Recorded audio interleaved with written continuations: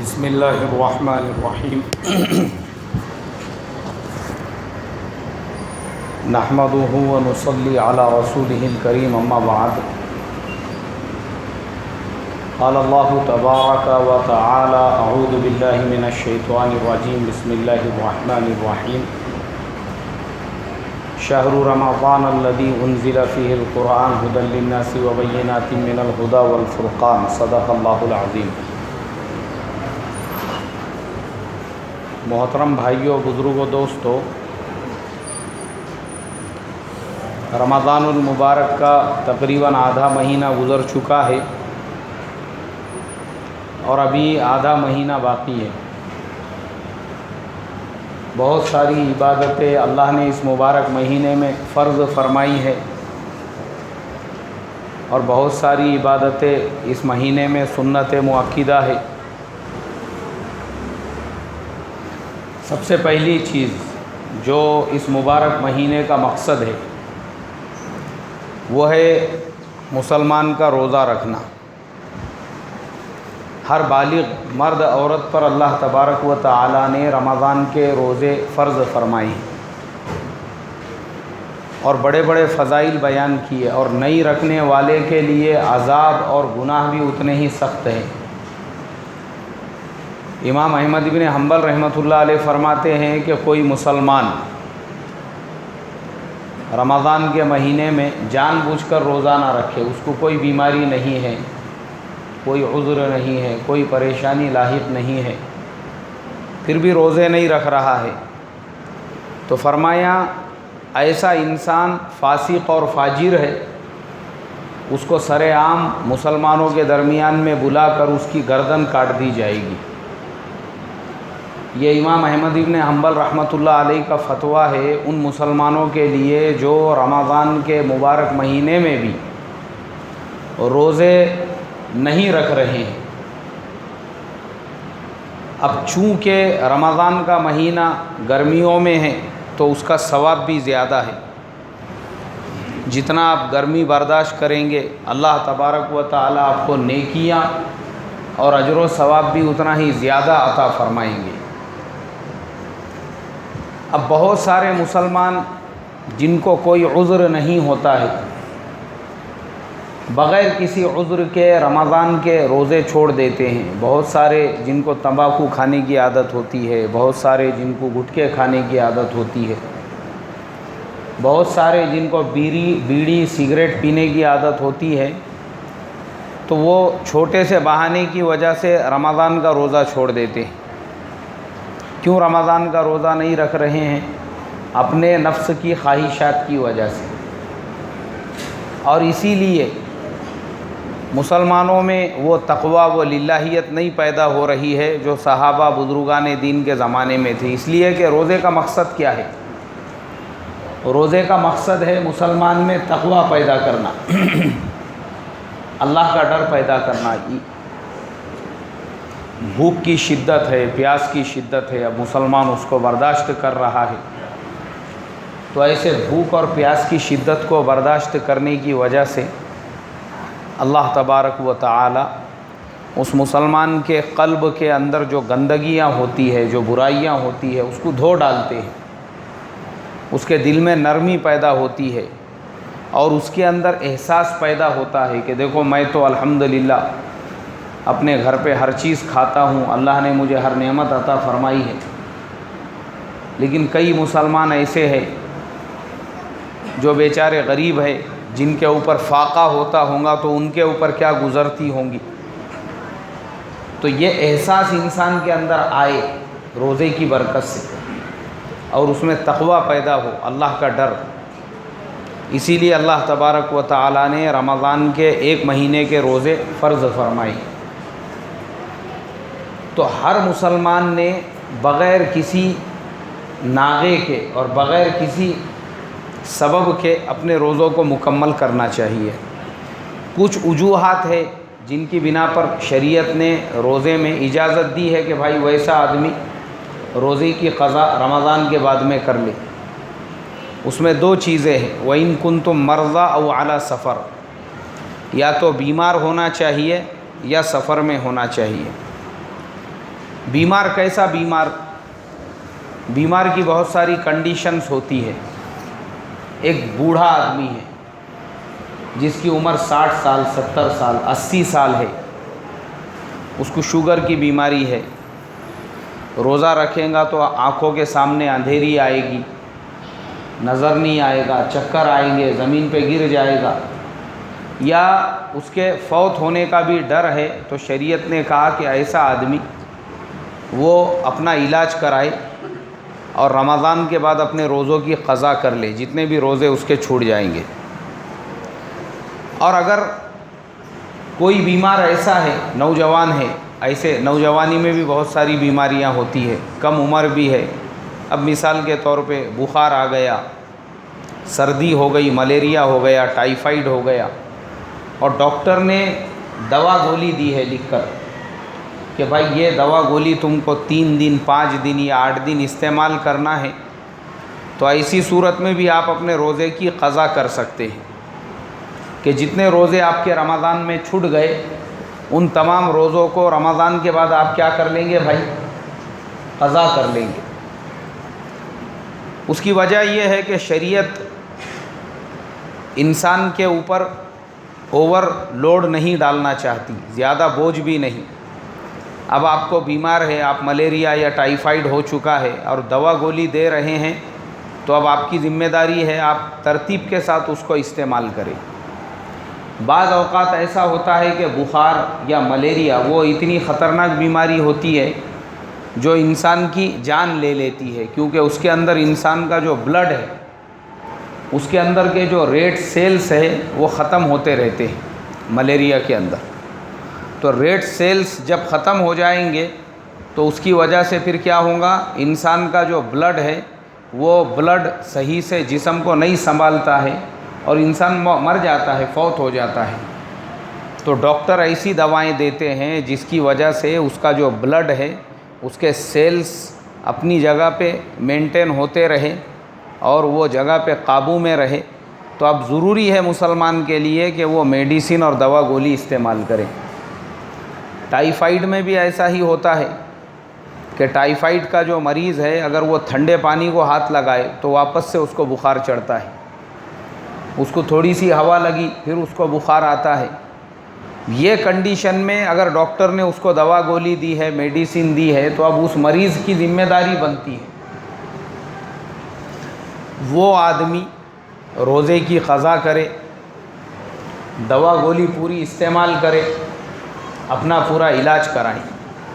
تو یہ کنڈیشنز کے اندر شریعت نے اس کو اجازت دی ہے کہ بھائی اگر تو روزہ نہیں رکھ سکتا ہے تو اس کی رمضان کے بعد قضا کر لینا جب تو اچھا ہو جائے گا۔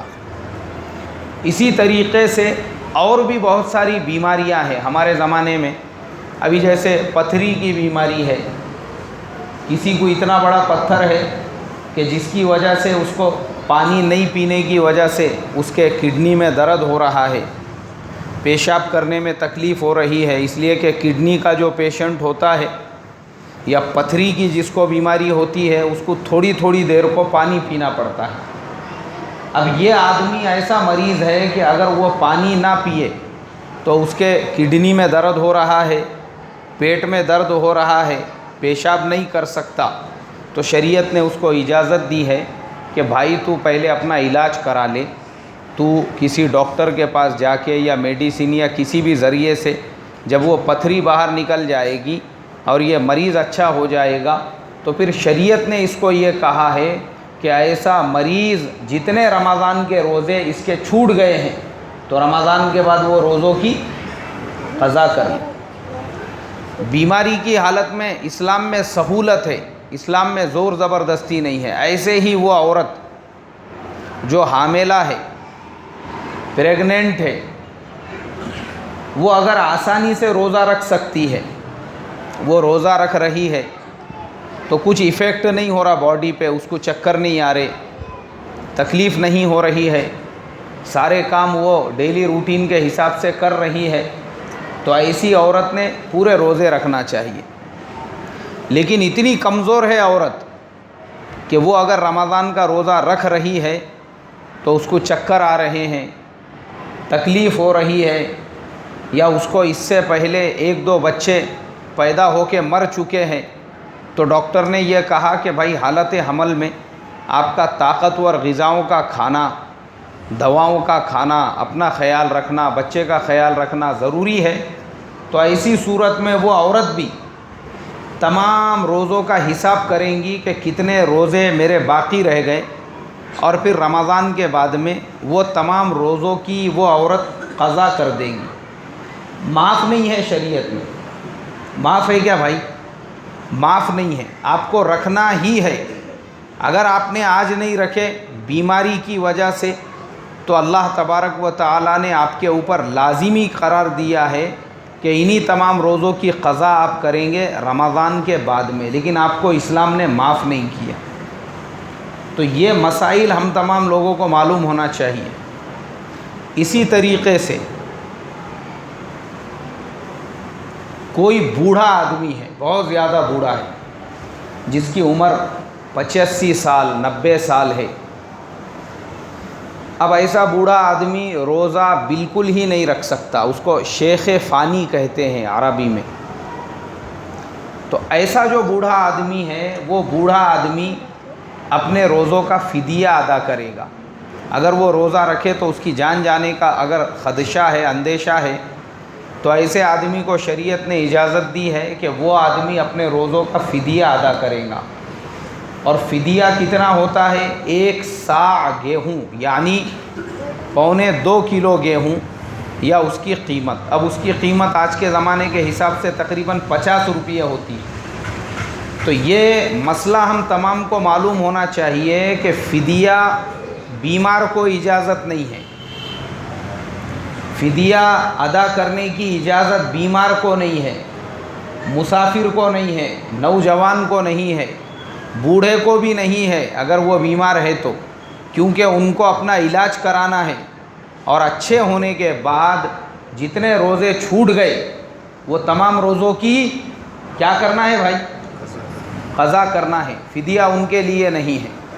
فدیہ ایسے بوڑھے آدمی کے لیے جس کی عمر کتنے سال کے اوپر ہو؟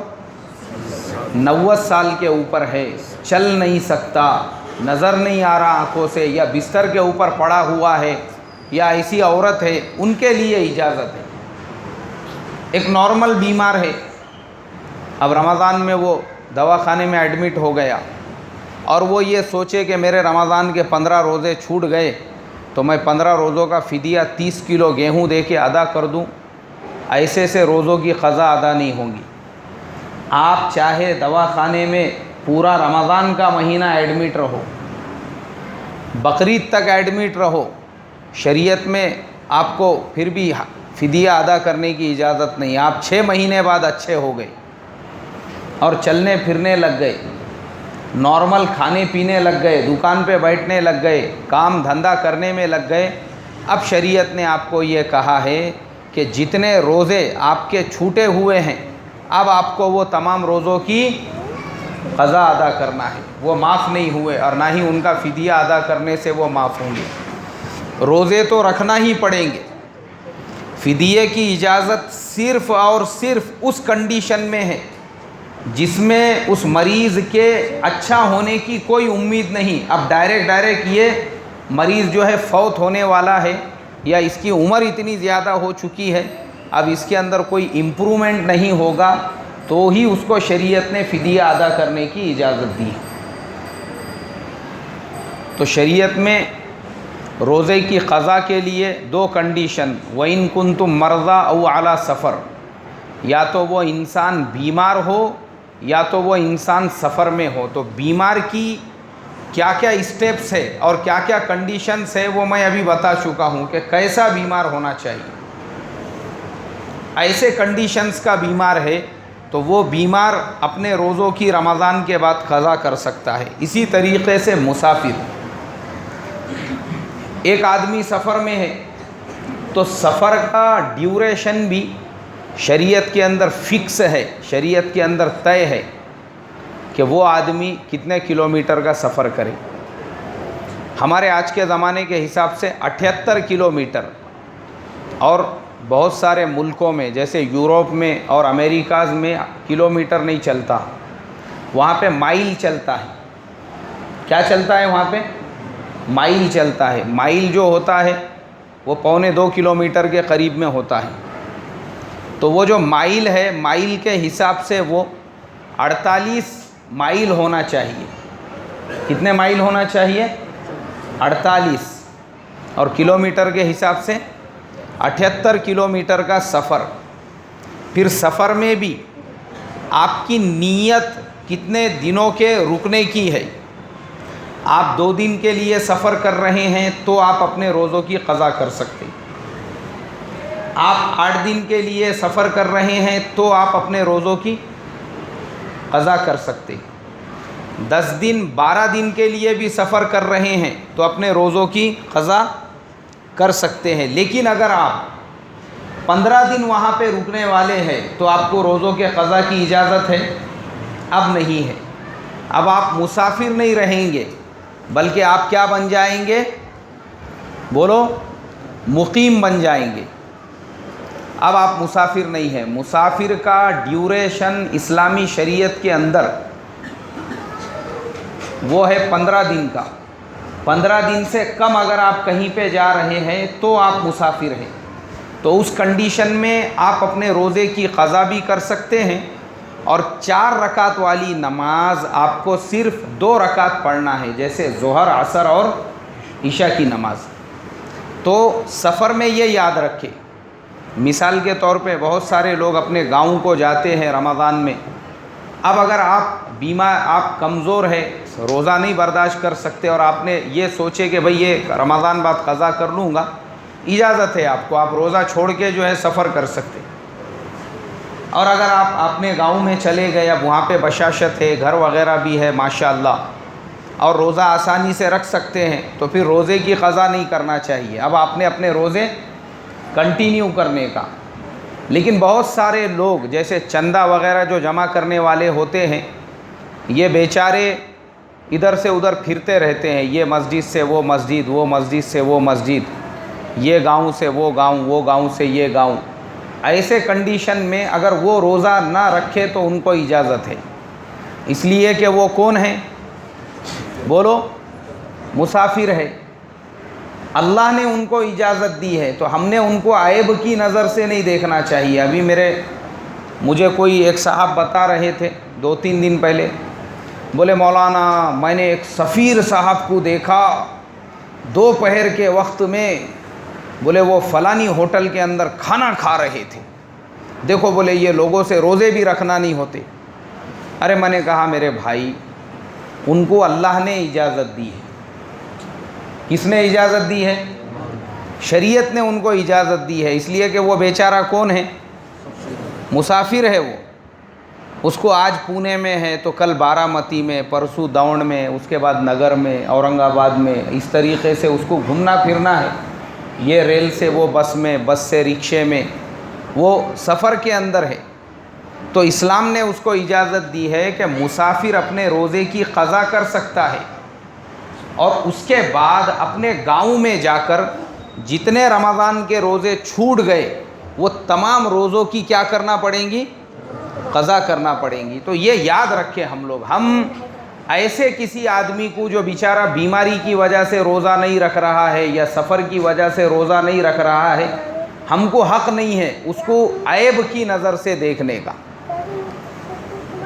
عیب کی نظر سے ہم اس کو نہیں دیکھ سکتے. ایک مرتبہ میں رمضان کے مہینے میں بامبے گیا ہوا تھا تو میرے ساتھ ایک بزرگ تھے. اب وہ بزرگ کا روزہ نہیں تھا اور شوگر کے مریض تھے. گھر پہ بھی جب روزہ رکھتے تو دن بھر گھر پہ ہی رہتے تھے اور ڈائریکٹ مغرب کی نماز میں مسجد میں آتے تھے. اس کے علاوہ کوئی کام دھندہ نہیں تھا، دکان نہیں تھی، کاروبار نہیں، کچھ نہیں. اب وہ بزرگ کو گولیاں کھانے کا تھا تو اس کے لیے ہم لوگ ایک ریسٹورنٹ کے اندر گئے تو دیکھے کہ ماشاءاللہ وہ ہوٹل کے کاؤنٹر پہ ایک حضرت بیٹھے ہوئے ہیں. ان کو دیکھ کے لگا دیندار ہے، داڑھی، ٹوپی وغیرہ، پیجامہ، کرتا. تو میں نے ان سے کہا، میں نے بولا بھائی کھانا اگر ہوگا تو یہ ہمارے ساتھی کو کھانا کھانا ہے. وہ بیٹھ گئے بزرگ. تو انہوں نے پھر میرے سے کہا، بولے کیسے لوگ ہیں رمضان کے مہینے میں روزہ نہیں رکھ سکتے. میں نے کہا بھائی صاحب کوئی بھی بات بولنے سے پہلے مسئلہ معلوم کیجئے. آپ کے جیسا دیندار آدمی، کیونکہ بامبے میں اکثر آپ دیکھو گے آپ کو داڑھی ٹوپی والے لوگ ہی ہوٹل چلانے والے ملیں گے، تو ساتھ میں ان کو یہ مسئلے بھی معلوم ہونا چاہیے کہ ان کی ہوٹل میں ہر آنے والا آدمی مقیم نہیں ہے، بہت سارے لوگ مسافر بھی ہوتے ہیں. وہ چاچا کو میں نے مسئلہ بتایا، میں نے کہا بزرگ یہ آدمی ایک تو مسافر ہے اور دوسرے بیمار ہے، دونوں کنڈیشن میں شریعت نے ان کو اجازت دی ہے کہ یہ اپنے روزے کی کیا کرے؟ قضا کرے.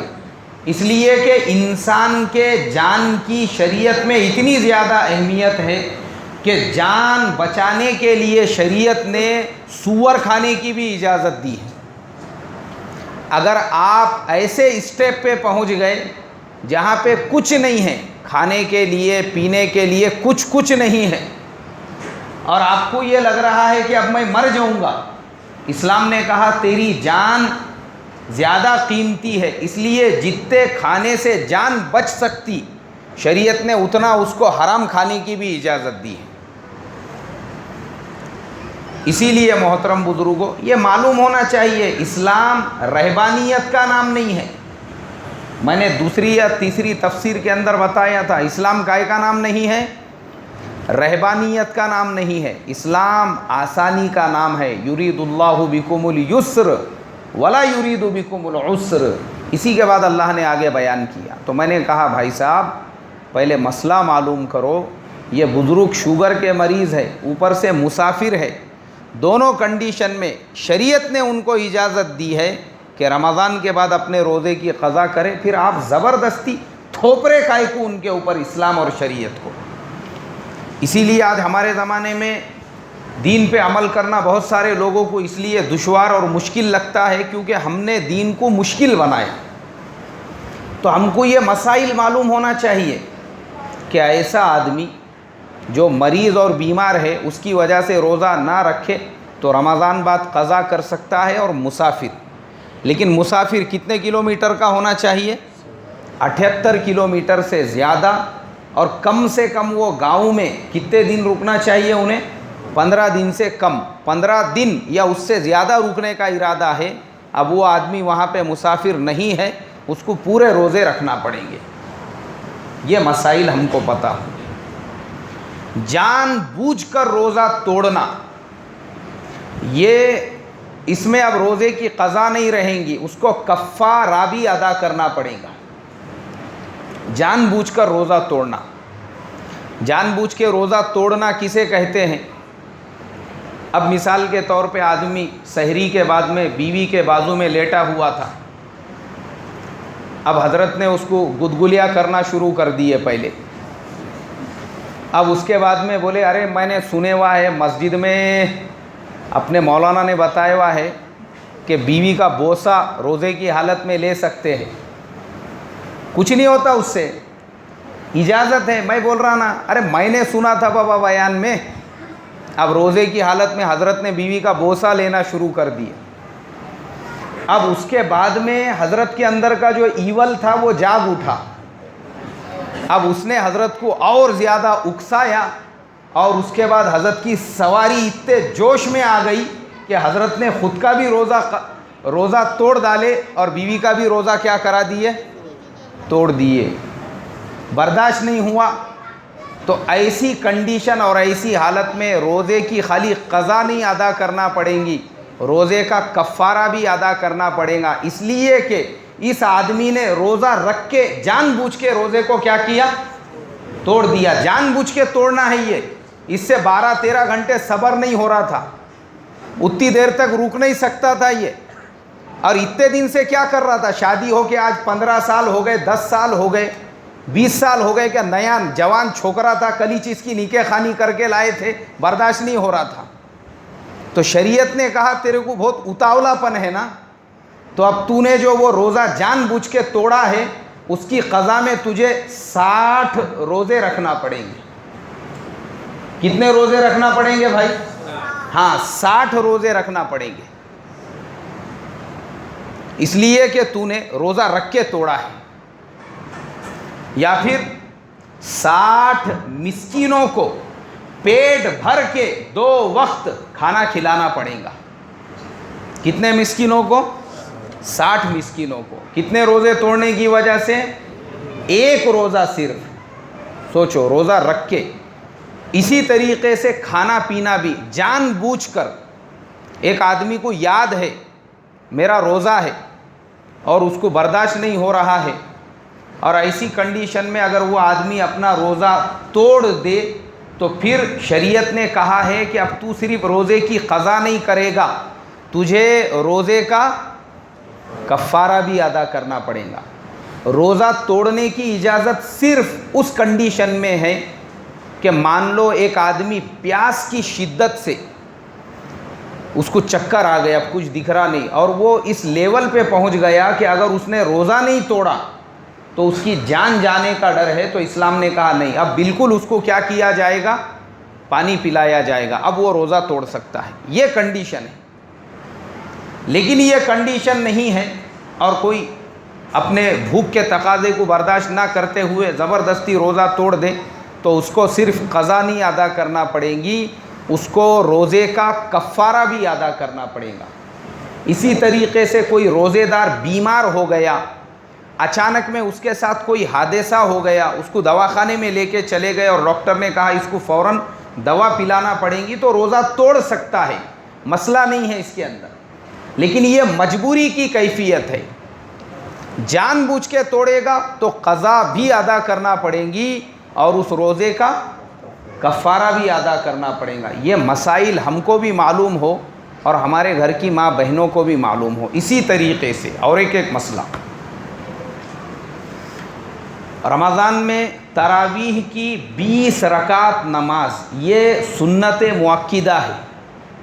کیا ہے بھائی یہ سنت مؤکدہ؟ یعنی وہ نماز جو ہر حالت میں آپ کو پڑھنا ہے، چھوڑ نہیں سکتے آپ اس کو. 2 چیزیں ہو رہی ہے. ایک تو بعض مسلمان 10 دن میں قرآن ختم کر کے یہ سمجھ رہے اب ہمارے اوپر سے تراویح کا حق ادا ہو گیا. ایسے سے تراویح کا حق ادا نہیں ہوتا. یہ 2 الگ سنتیں ہیں. قرآن ختم کرنا الگ سنت ہے اور پورے مہینے تراویح پڑھنا یہ الگ سنت ہے. یہ دونوں سنتوں پہ آپ کو عمل کرنا پڑے گا. اسی طریقے سے یہ بھی ایک غلط فہمی سماج کے اندر عام ہے کہ تراویح کی نماز وہ صرف مردوں کے لیے ہے اور عورتوں کے لیے تراویح کی نماز نہیں ہے. ایسا بالکل نہیں ہے.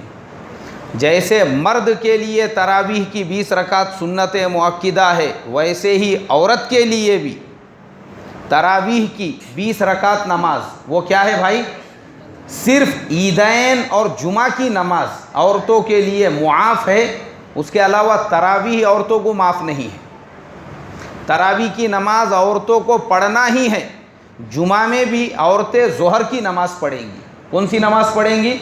ہاں، معاف ہے کا مطلب یہ نہیں ہے کہ اس دن چھٹی ہے ان کی دوپہر کے نماز، ایسا نہیں ہے. تو اس کے لیے شریعت نے یہ کہا کہ تراویح جیسے مرد کے لیے ضروری ویسے عورتوں کے لیے بھی. تو آپ تمام کی ذمہ داری بنتی ہے اپنے گھروں میں اپنے گھر کی ماں بہنوں کو، اپنی مستورات کو، ان کو یہ مسئلہ بتائے اور ان سے کہے کہ دیکھو جیسے ہم لوگ تراویح پڑھتے ہیں تم کو بھی پڑھنا ہے، اور طریقہ بھی بتا دے. کوئی بہت پہاڑ کھودنے والا کام نہیں، ایک دم سادہ سمپل طریقہ. تراویح کی سنت مؤکدہ کی نیت ایک بار کر دینے کی شروع میں، اس کے بعد بار بار کرنے کی ضرورت نہیں ہے. اور 2 رکعت جو آسان سورے بولنا تم کو پڑھنا آتے ویسے آسان صورتوں کے ساتھ میں تم پڑھ سکتے، کوئی حرج نہیں ہے. کریں گے اس کی فکر کوشش. اللہ عمل کی توفیق عطا فرمائے. جن کی سنت باقی ہے وہ پڑھ لے، اور ہمارے حافظ صاحب جو ہے وہ سامنے کی صف میں آ جائے. حافظ خضر صاحب.